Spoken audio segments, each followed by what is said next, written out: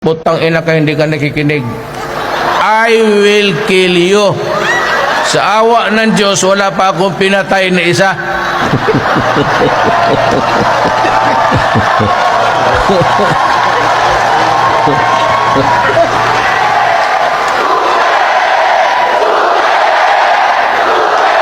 Sa Malacanang ngayon, wala na yung steak. Doon, basta niyaya kita, isang ulam, isang sabaw, isang kanin.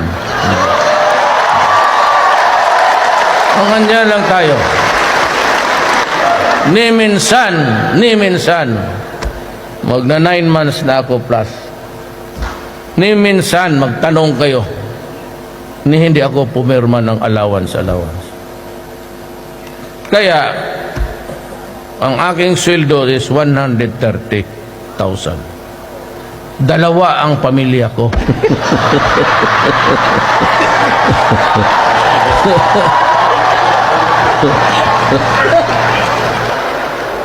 Kaya ako shoestring.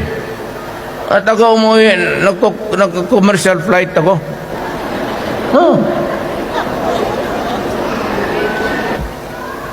Kaya lang last to board, yung pag-board out, tapos dito ako magdaan sa likod. Kaya minsan hindi nila alam. Kasi kung malaman kaya ng isang panahon, nagtakbuhan ng sa likod lahat, ang eroplanong lipad gumanon. Akala mo mag-take off na naman, oh. Nasa taas na tayo. Ang piloto, sige naman, please, ladies and gentlemen. Mahulog talaga tayo kayo dito. Sabi ko, okay lang kasi yung maganda doon tumabi sa akin. Pag mahulog tayo nito, di heaven.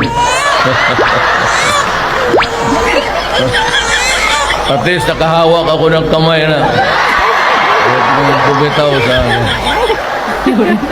Siyempre, pati ba naman yan, kialaman pa nila.